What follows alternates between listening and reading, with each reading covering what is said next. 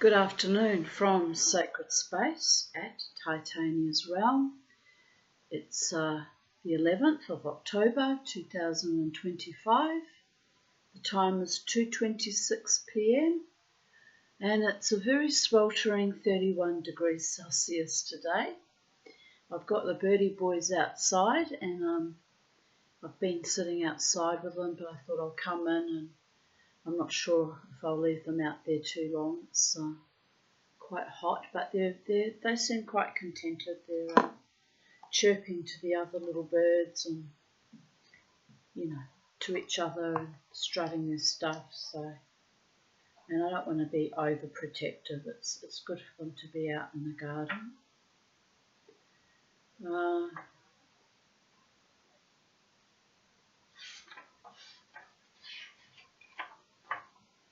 Right, so I thought I'd finish off reading the last chapter of the Silmarillion, which is the two separate little books, later appendages, I think, as it was explained in the foreword initially. So this one is titled Of the Rings of Power and the Third Age. And you'll have to bear with me, I've got terrible pain in my back shoulder and had a very bad night last night again. Stopped breathing 9 times an hour, which is an improvement on the night before, which was 11 times, but I'm a bit knocked around, so I didn't even bother to get up and get dressed until about midday. So I'm a bit weary and I'm in a bit of pain, and so not having a very nice time with things at the moment, but it is what it is. So if I drift off, don't worry, I'll whistle myself back, or if I feel too ill, I'll cut the video short, but I should be able to manage it. It's a fairly long chapter though, so we'll just see how we go. Of the Rings of Power and the Third Age, in which these tales come to their end. Of old there was Sauron the Maya, whom the Sindar in Beleriand named Gawthor. In the beginning of Arda, Melkor seduced him to his allegiance, and he became the greatest and most trusted of the servants of the enemy, and the most perilous, for he could assume many forms, and for long, if he willed, he could still appear noble and beautiful, so as to deceive all but the most wary. I know how that feels, but never mind. When Thangorodrim was broken and Morgoth overthrown, Sauron put on his fair hue again and did obeisance to Eowyn, the herald of Manwë, and abjured all his evil deeds. And some hold that this was not at first falsely done, but that Sauron, in truth, repented, if only out of fear, being dismayed by the fall of Morgoth and the great wrath of the lords of the West. But it was not within the power of Eowyn to pardon those of his own order, and he commanded Sauron to return to Aman and there receive the judgment of Manwë. Then Sauron was ashamed, and he was unwilling to return in humiliation and to receive from the Valar a sentence, it might be of long servitude, in proof of his good faith, for under Morgoth his power had been great. Therefore, when Eowyn departed, he hid himself in Middle-earth, and he fell back into evil, for the bonds that Morgoth had laid upon him were very strong. In the great battle and the tumults of the fall of Fangorudrûm, there were mighty convulsions in the earth. Excuse me. Oh dear goddess. And Beleriand was broken and laid waste. And northward and westward many lands sank beneath the waters of the great sea. In the east, in Osiriand, the walls of Ered Luin were broken, and a great gap was made in them towards the south, and a gulf of the sea flowed in. Into that gulf the river Lurn fell by a new course, and it was called therefore the Gulf of Lurn.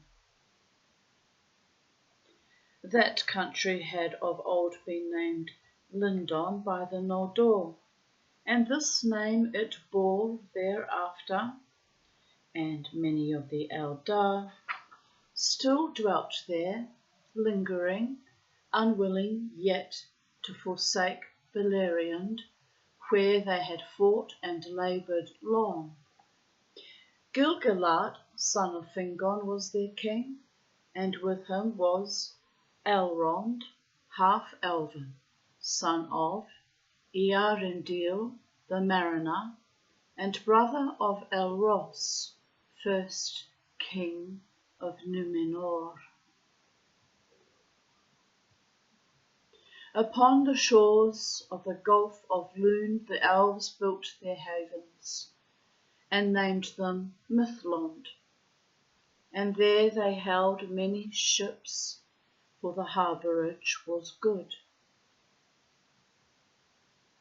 From the grey havens the Eldar ever and anon set sail, fleeing from the darkness of the days of earth, for by the mercy of the Valar, the firstborn could still follow the straight road and return, if they would, to their kindred in Erisea and Valinor, beyond the encircling seas.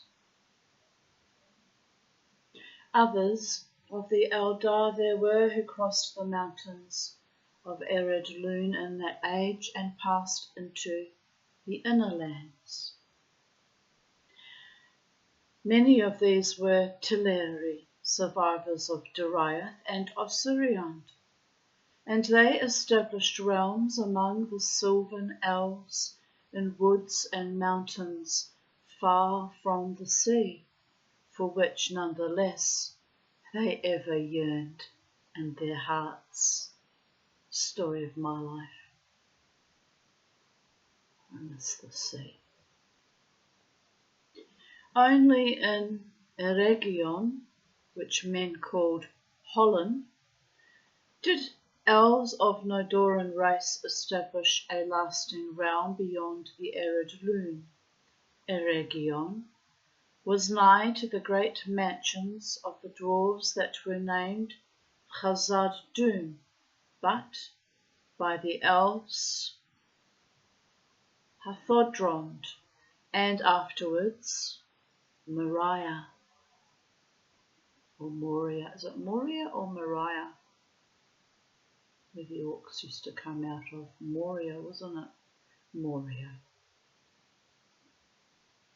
From Ost in Ethiel, the city of the elves, someone yelled out, "Thank you for your efforts, Tanya Aarons." You're welcome, Spirit. I'm doing my best. From Ost in Ethiel, the city of the elves, the high road ran to the west gate of Khazad Dûm, for a friendship arose between dwarves and elves, such as has never elsewhere been, to the enrichment of both those peoples. In Eregion, the craftsmen of the Gwaith y Myrdain the people of the jewel-smiths, surpassed in cunning all that have ever wrought, save only Fionor himself. And indeed, greatest in skill among them was Celebrimbor, son of Curufin, who was estranged from his father, and remained in Nargothrond when Caligorm and Curufin were driven forth, as is told in the Quenta Silmarillion. Elsewhere in Middle-earth there was peace for many years, yet the lands were for the most part savage and desolate, save only where the people of Beleriand came. Many elves dwelt there indeed, as they had dwelt through the countless years, wandering free in the wide lands far from the sea. But they were Avari, to whom the deeds of Beleriand were but a rumour and Valinor only a distant name. And in the south and in the further east, men multiplied, and most of them turned to evil, for Sauron was at work. Seeing the desolation of the world, Sauron said in his heart that the Valar, having overthrown Morgoth, had again forgotten Middle-earth, and his pride grew apace. He looked with hatred on the Eldar, and he feared the men of Númenor, who come back at whiles in their ships to the shores of Middle-earth. But for long he dissembled his mind and concealed the dark designs that he shaped in his heart. Men he found the easiest to sway of all the peoples of the earth.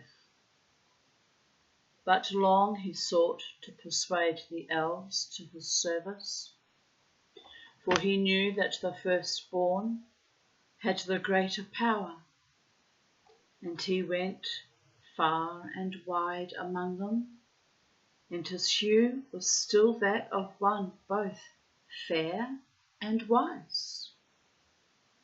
Only to Lindon he did not come, for Gil-galad and Elrond doubted him and his fair seeming.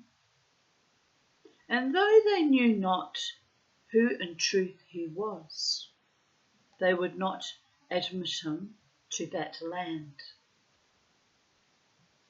But elsewhere the elves received him gladly, and few among them hearkened to the messengers from Lindon, bidding them beware, for Sauron took to himself the name of Annatar, the Lord of Gifts, and they had at first much profit from his friendship.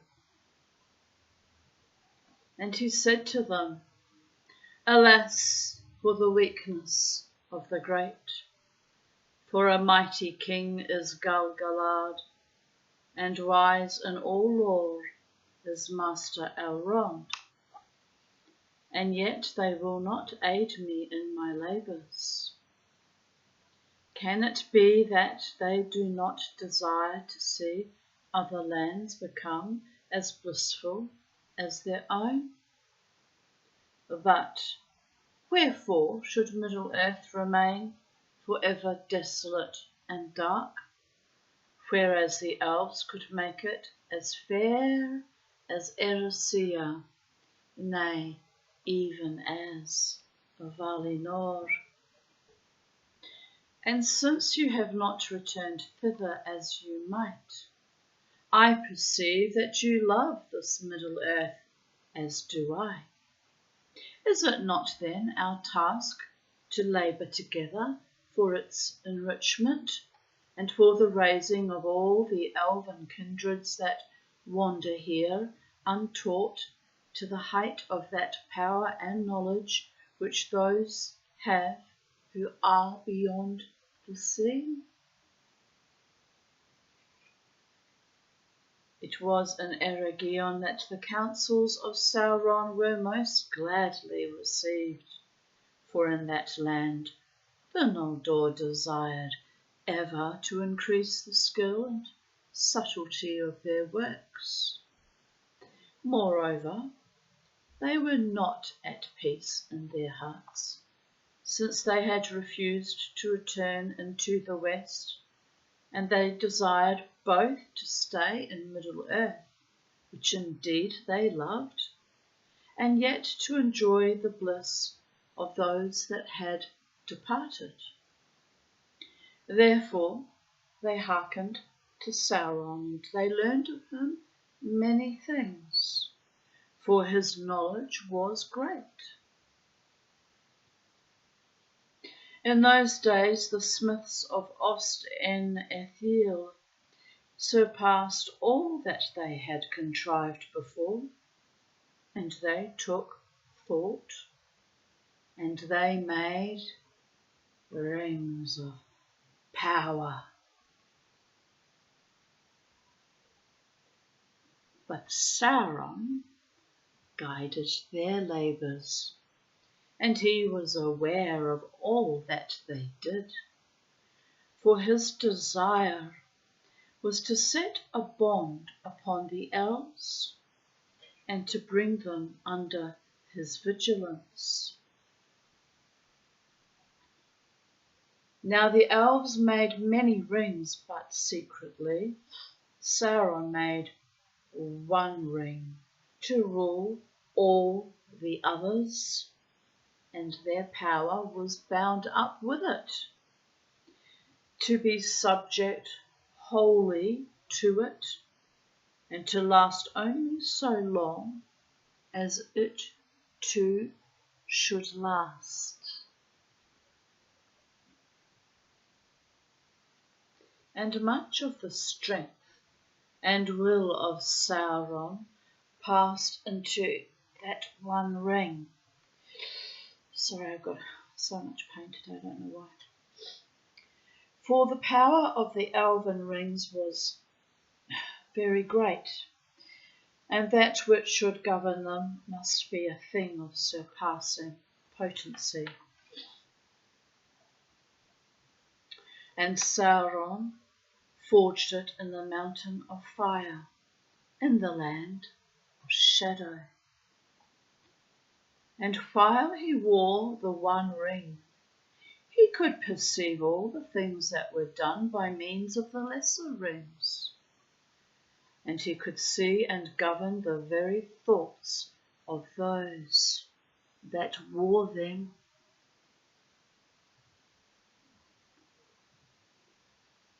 But the elves were not so lightly to be caught. As soon as Sauron set the one ring upon his finger, they were aware of him, and they knew him, and perceived that he would be master of them, and of all that they wrought. Then, in anger and fear, they took off their rings. But he, finding that he was betrayed, and that the elves were not deceived, was filled with wrath, and he came against them with open war, demanding that all the rings should be delivered to him, since the elven smiths could not have attained to their making without his law and counsel. But the elves fled from him, and 3 of their rings they saved, and bore them away and hid them. Now these were the 3 that had last been made, and they possessed the greatest powers. Narya, Nenya, and Vilya they were named, the rings of fire and of water and of air, set with ruby and adamant and sapphire. And of all the elven rings, Sauron most desired to possess them, for those who had them in their keeping could ward off the decays of time and postpone the weariness of the world. But Sauron could not discover them, for they were given into the hands of the wise, who concealed them and never again used them openly, while Sauron kept the ruling ring. Therefore the three remained unsullied, for they were forged by Celebrimbor alone, and the hand of Sauron had never touched them, yet they also were subject to the One. From that time, war never ceased between Sauron and the elves, and Eregion was laid waste and Celebrimbor slain, and the doors of Moria were shut. In that time the stronghold and refuge of Imladris, that men called Rivendell, was founded by Elrond half-elven, and long it endured. But Sauron gathered into his hands all the remaining rings of power, and he dealt them out to the other peoples of Middle-earth, hoping thus to bring under his sway all those that desired secret power beyond the measure of their kind. 7 rings he gave to the dwarves, but to men he gave 9. For men proved in this matter, as in others, the readiest to his will. And all those rings that he governed he perverted, the more easily since he had a part in their making. And they were accursed, and they betrayed, in the end, all those that used them. The dwarves indeed proved tough and hard to tame. They ill endure the domination of others, and the thoughts of their hearts are hard to fathom, nor can they be turned to shadows. They used their rings only for the getting of wealth, but wrath and an overmastering greed of gold were kindled in their hearts, of which evil enough after came to the profit of Sauron. It is said that the foundation of each of the 7 hoards of the dwarf kings of old was a golden ring. But all those hoards long ago were plundered, and the dragons devoured them. And of the 7 rings, some were consumed in fire, and some Sauron recovered.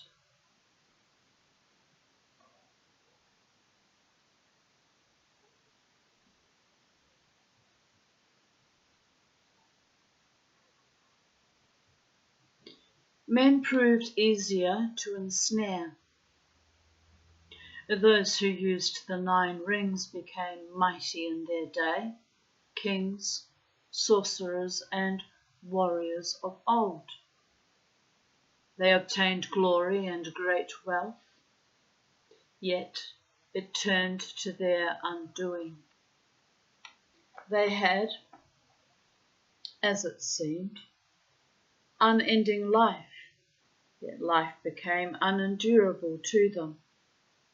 They could walk, if they would, unseen by all eyes in this world beneath the sun, and they could see things in worlds invisible to mortal men, but too often they beheld only the phantoms and delusions of Sauron. And one by one, sooner or later, according to their native strength and to the good or evil of their wills in the beginning, they fell under the thraldom of the ring that they bore and under the dominion of the One, which was Sauron's. And they became forever invisible, save to him that wore the ruling ring.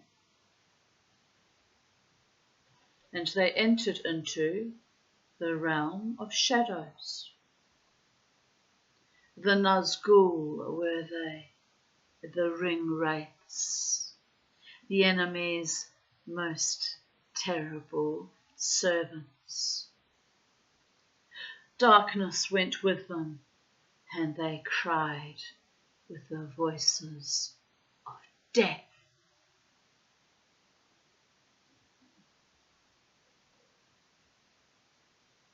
Now Sauron's lust and pride increased, until he knew no bounds, and he determined to make himself master of all things in Middle-earth, and to destroy the elves, and to compass, if he might, the downfall of Numenor. He brooked no freedom nor any rivalry, and he named himself Lord of the Earth. A mask he still could wear, so that, if he wished, he might deceive the eyes of men, seeming to them wise and fair. But he ruled rather by force and fear, if they might avail, and those who perceived his shadow spreading over the world called him the Dark Lord, and named him the Enemy. And he gathered again under his government all the evil things of the days of Morgoth that remained on earth or beneath it. And the orcs were at his command and multiplied like flies. Thus the black years began, which the elves call the days of flight.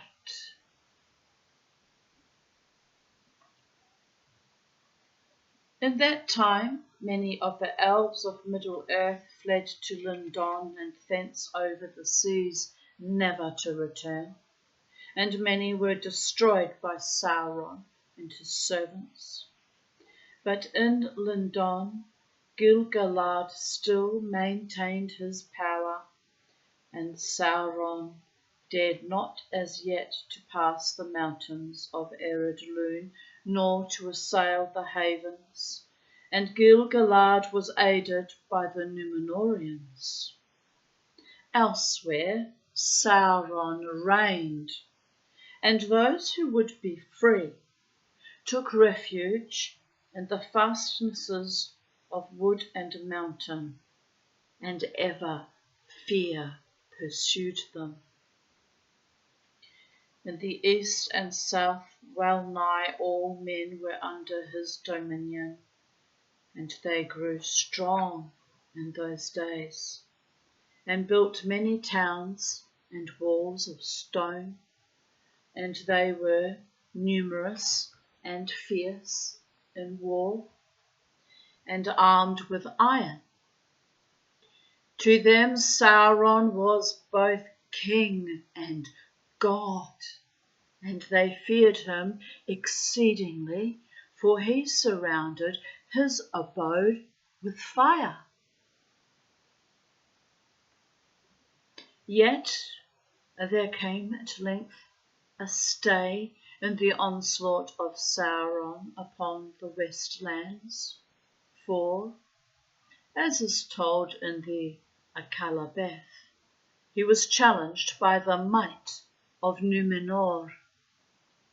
So great was the power and splendour of the Númenóreans in the noontide of their realm that the servants of Sauron could not withstand them, and hoping to accomplish by cunning what he could not achieve by force, he left Middle-earth for a while, and went to Númenor as a hostage of Tar-Carlion the king.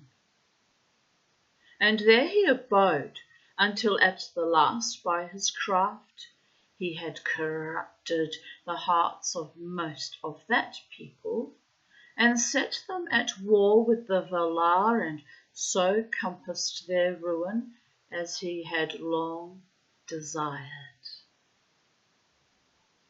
But that ruin was more terrible than Sauron had foreseen, for he had forgotten the might of the lords of the West in their anger.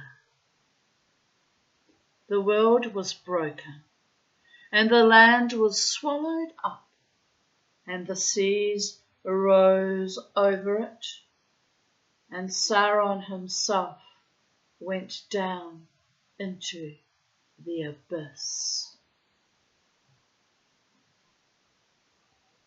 But his spirit arose and fled back on a dark wind to Middle-earth, seeking a home.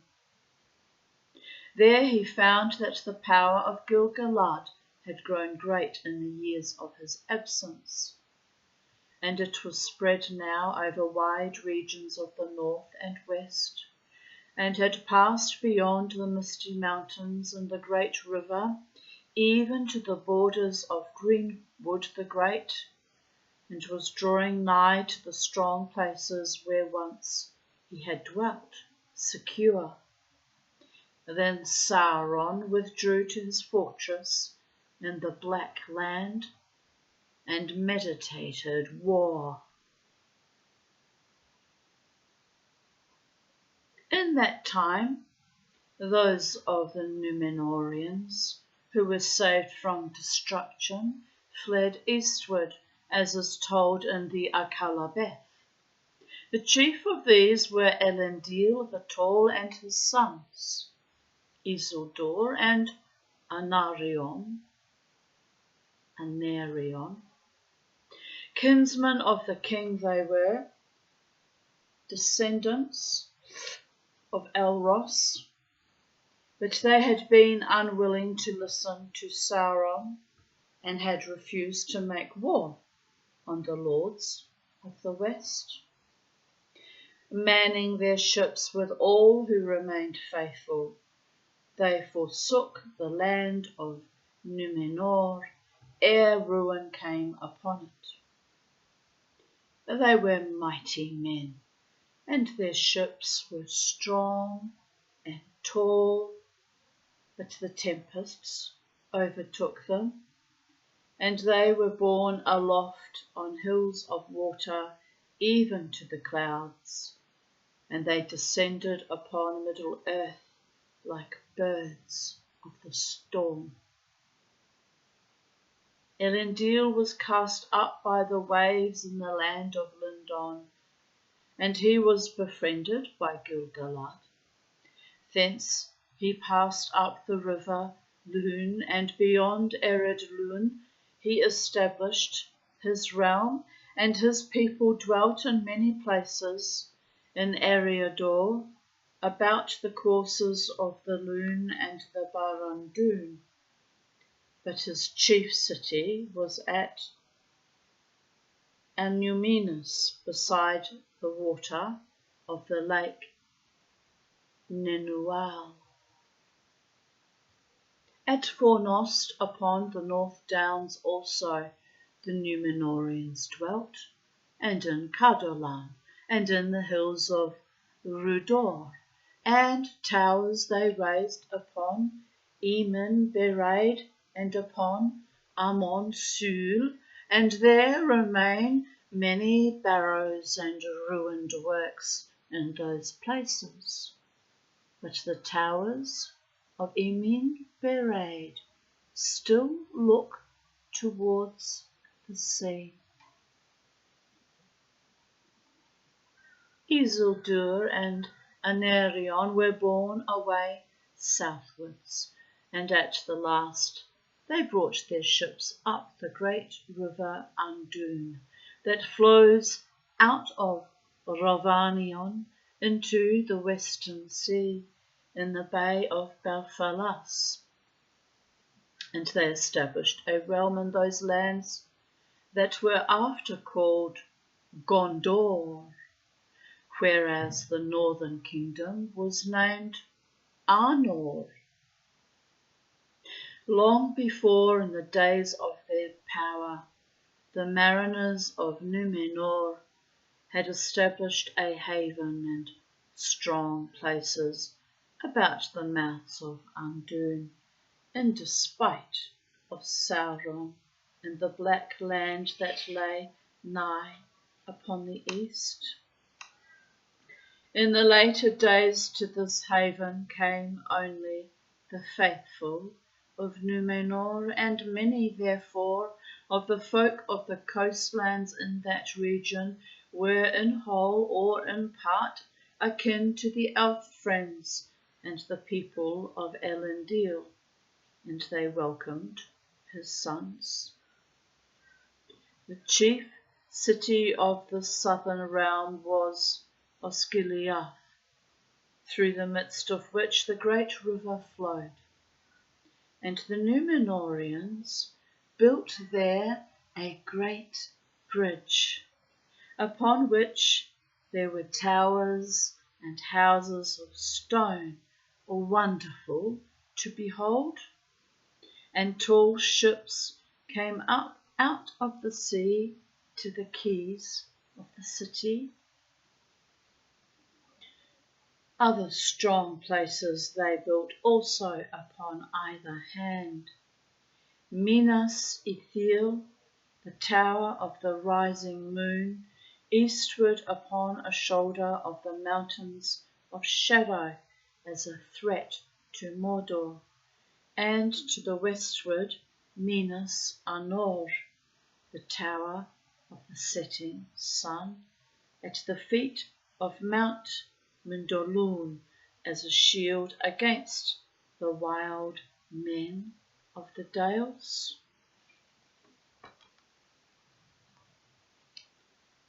In Minas Ithil was the house of Isildur, and in Minas Anor the house of Anarion. But they shared the realm between them, and their thrones were set side by side in the great hall of Osgiliath. These were the chief dwellings of the Númenóreans in Gondor, but other works, marvellous and strong, they built in the land in the days of their power, at the Argonath and at Aglarond and at Erich, and in the circle of Angranost, which men called Isengard. They made the pinnacle of Orthanc of unbreakable stone. Many treasures and great heirlooms of virtue and wonder the exiles had brought from Númenor, and of these the most renowned were the 7 stones and the white tree, The white tree was grown from the fruit of Nimloth the fair, that stood in the courts of the king at Amenelos in Numenor, ere Sauron burned it. And Nimloth was in its turn descended from the tree of Tirion, that was an image of the eldest of trees. White Telperion, which Yavanna caused to grow in the land of the Valar. The tree, memorial of the Eldar and of the light of Valinor, was planted in Minas Ithil before the house of Isildur, since he it was that had saved the fruit from destruction. But the stones were divided. 3 Elendil took, and his sons each 2. Those of Elendil were set in towers upon Emin Bereid and upon Amon Sul, and in the city of Anuminas. But those of his sons were at Minas Ithil and Minas Anor, and at Orthanc, and in Osgiliath. Now these stones had this virtue, that those who looked therein might perceive in them things far off, whether in place or in time. For the most part they revealed only things, near to another kindred stone, for the stones each called to each. But those who possessed great strength of will and of mind might learn to direct their gaze whither they would.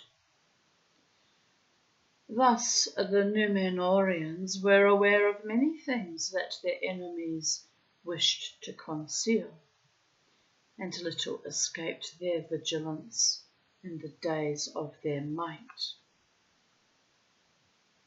It is said that the towers of Emin Bereid were not built indeed by the exiles of Númenor, but were raised by Gil-galad for Elendil, his friend.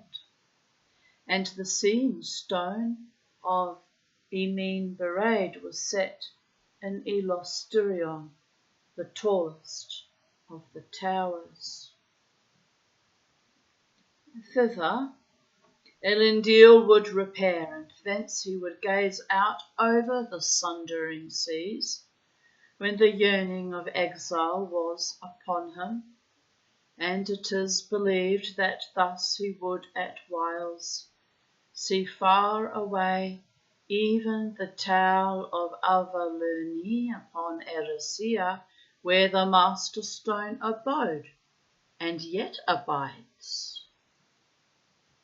These stones were the gifts of the Eldar to Amandil, father of Elendil, for the comfort of the faithful of Númenor in their dark days, when the elves might come no longer to that land under the shadow of Sauron. They were called the Palantiri, those that watch from afar, but all those that were brought to Middle-earth long ago were lost. Thus the exiles of Númenor established their realms in Arnor and in Gondor, but ere many years had passed, it became manifest that their enemy, Sauron, had also returned. He came in secret, as has been told, to his ancient kingdom of Mordor beyond the Ephel Duath, the mountains of shadow. And that country marched with Gondor upon the east. There above the valley of Gorgoroth was built his fortress, vast and strong, Barad-dûr, the Dark Tower. And there was a fiery mountain in that land that the elves named Orodruin. Indeed, for that reason, Sauron had set there his dwelling long before, for he used the fire that welled there from the heart of the earth in his sorceries and in his forging. And in the midst of the land of Mordor, he had fashioned the ruling ring, which looks nothing like my ring that I also forged or cast in Dutch Delft sand. One of my early pieces, it's why it's so huge and chunky, because I didn't know that you're supposed to carve the wax thinner around the band.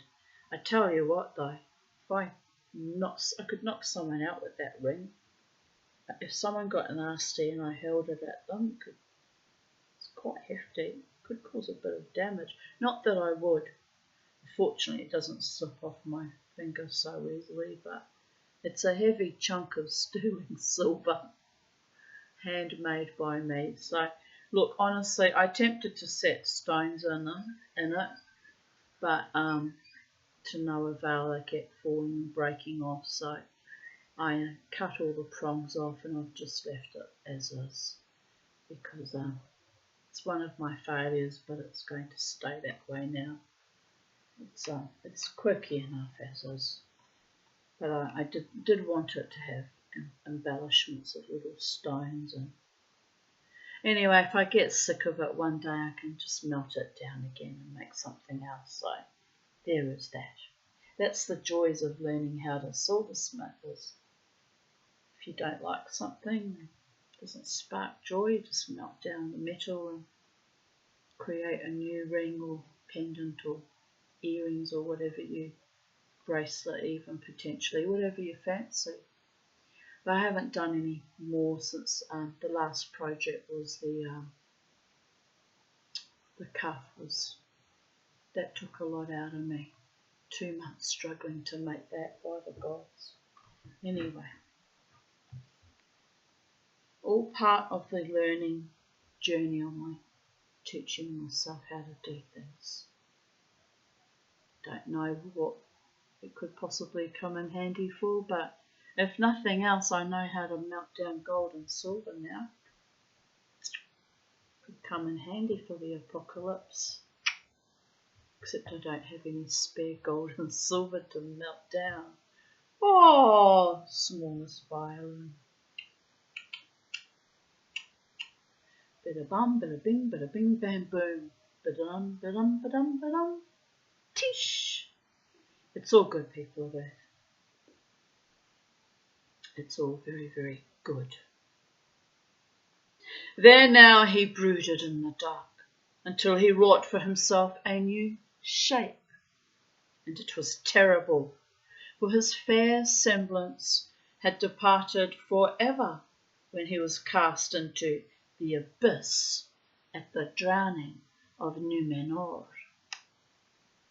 He took up again the great ring and clothed himself in power, and the malice of the eye of Sauron few even of the great among elves and men could endure.